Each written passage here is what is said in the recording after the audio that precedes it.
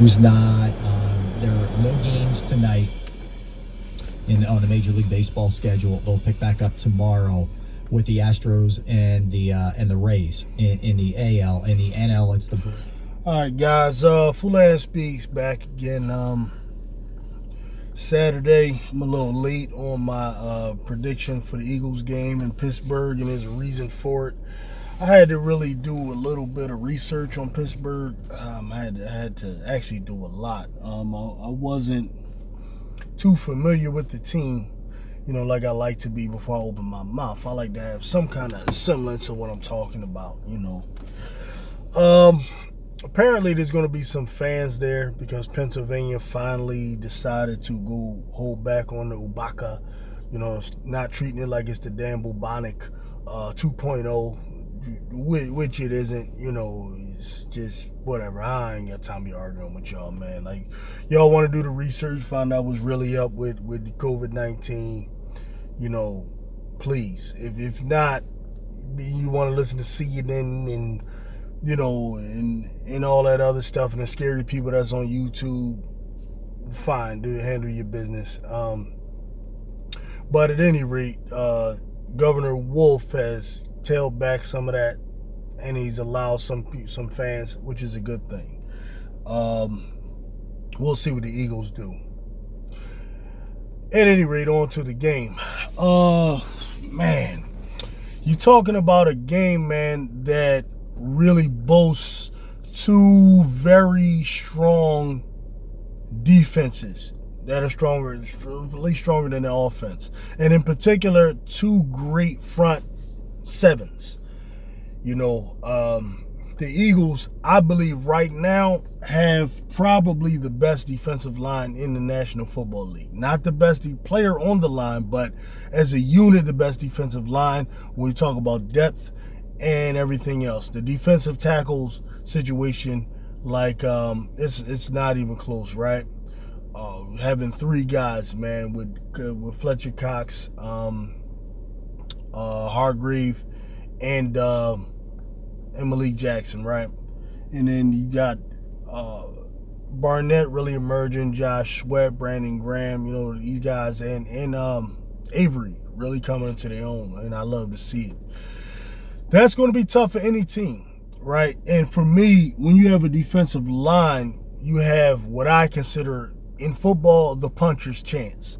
Like, you have the chance. When we look at probably the greatest football team we may have ever seen, the New England Patriots of 07, the New York Giants beat them really with an offensive line. Like, many people are of the opinion that Tom Brady is the greatest quarterback of all time. For me, it's still Joe Montana. But for those who say Brady, that's a valid argument. What stopped him was a defensive line, that the Giants had that time when they went with the NASCAR package of Strahan and Umenyiora and Justin Tuck and all those different guys, that what they gave New England hell. And I think the Eagles have something similar to that. Maybe not as lethal as the Giants was in 07, but probably the best in the league right now. And that's going to give Ben problems. It will give anybody problems. Okay? So, but on the flip side, I also see the front seven of the Steelers giving the Eagles a lot of problems, man. And, it's especially with the way Carson Wentz hasn't been playing up to top 5, top 10 in the league type of standards. And us with the plethora of injuries, man, that we have, that's going to be, I see a lot of problems. So what I see in this game is likely a very closely contested defensive struggle.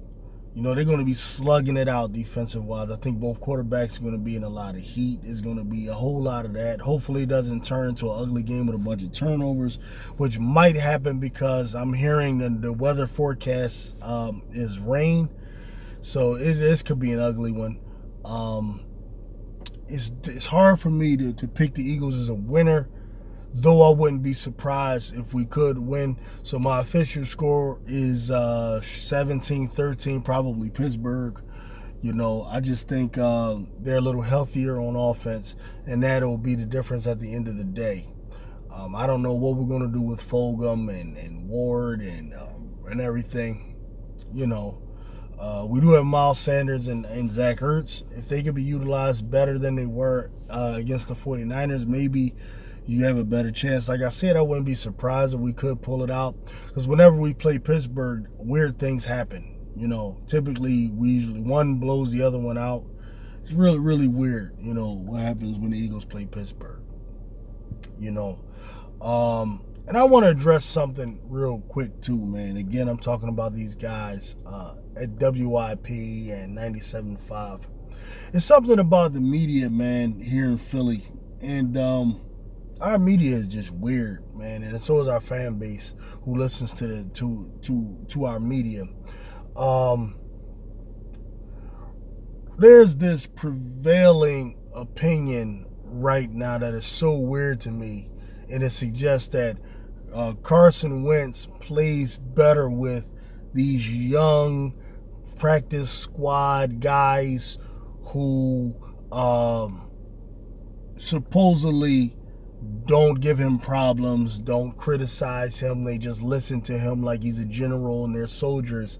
And this idea that Carson Wentz plays better with these guys than he does with, say, Alshon Jeffrey, Deshaun Jackson, and other veteran players. And I want to say that that's a bunch of bull bleep. That's just, there's no evidence to suggest that. Why do I say this? Because Deshaun Jackson, Alshon Jeffrey, Dallas Goedert, Zach Ertz, and Miles Sanders, the only time we've ever seen them together as a unit play was last year, game 1 against the Washington Redskins, what they were at that time. And that was the best offensive output we've seen from the Eagles in the last 3 years or so, right? So that's the best looking Carson Wentz and best looking Eagles offense, is that when all those guys are there. The problem we're having is that these guys are just getting hurt and they're not staying healthy, okay? So that's a different argument than, Alshon Jeffrey lost it or Deshaun Jackson lost it and all of that. That's a bunch of bullcrap. They haven't lost anything, or there's no evidence to suggest they've lost it, right? What we have is that they're getting hurt. And the fan base sometimes are like little babies or children who, when they don't get what they want, they just say anything, really. And they don't know how to express what they're upset about. All right, what we're really upset about is that we're having this plethora of injuries. This is what we're upset about in reality, right? It's not about Deshaun Jackson can't play, football anymore. He lost it. It isn't about Alshon Jeffrey's all of a sudden this slow guy who can't get open and can't score and all of that. That's a bunch of bull crap, right? That's just the baby whining stuff, right? The truth is we've been struck with a lot of injuries. But when you judge the team taking that into consideration, you would have to say actually the team has done really well, really, to still win the NFC East last year and to make it to the playoffs the year before, despite these injuries. And I know a lot of y'all don't want to hear that shit because, it's kind of positive sounding and it sounds like it's giving the team an excuse, but really for me, it's just being honest and being real. Injuries are real. They do happen. And to still put together a team that makes the playoffs despite the injuries is actually good. Right now, I'm not taking him for Howie with some of the other dumb stuff he's done, like as far as drafting our J.J. Arcega-Whiteside instead of DK Metcalf. That's just dumb shit, right? We're not defending that. Howie's messed up on that.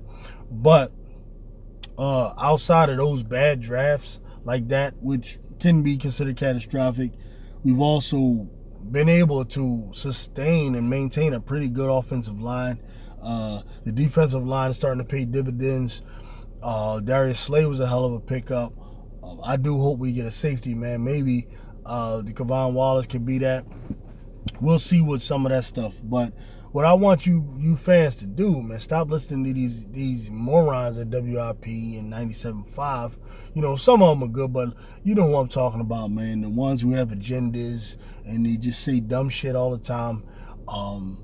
You know, just stop listening to these guys, man. And like, you know, you have your own brain and you have your own ability to see what's really going on, what the real problem is, and it's injuries. It's not these players or Deshaun Jackson was a bad signing. Like, to say that somebody's a bad signing because he got hurt, it's just dumb to me. Anyway, man, that's all I got. I'll see you guys, man, after the game. I'm out.